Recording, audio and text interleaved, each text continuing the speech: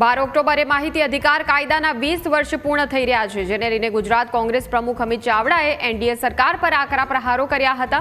અમિત ચાવડાએ પ્રહારો કરતા કહ્યું હતું કે યુપીએ સરકારે 2005માં અમલમાં મૂકેલા આ કાયદા સહિત જમીન અધિગ્રહણ અને ખાદ્ય સુરક્ષા જેવા કાયદાઓને એનડીએ સરકારે 11 વર્ષમાં લૂલા બનાવી દીધા છે।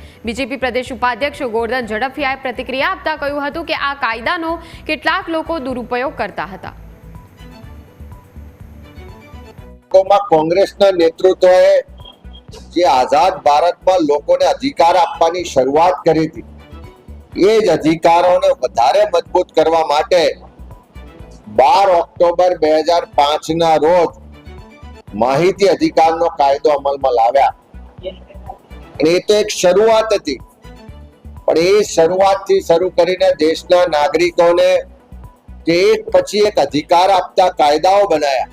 પણ જે દિવસથી એનડીએ સરકાર આવી, એક પછી એક કાયદાઓની જોગવાઈમાં એવા ફેરફારો કરવામાં આવ્યા કે કાયદાઓ કમજોર બન્યા, લૂલા સાબિત થયા અને જે લોકોને અધિકાર આપ્યા હતા એ અધિકારો ધીમે ધીમે છીનવવા માટેનો પાટલા બારણે પ્રયત્ન થયો। નહીં, માહિતી અધિકાર it has been passed by the parliament right from that day, અને એમાં કોઈ ડાયલ્યુશન સ્ટેટના જેટલા લિમિટેશન્સ હોય એમાં કોઈ લિમિટેશન નથી।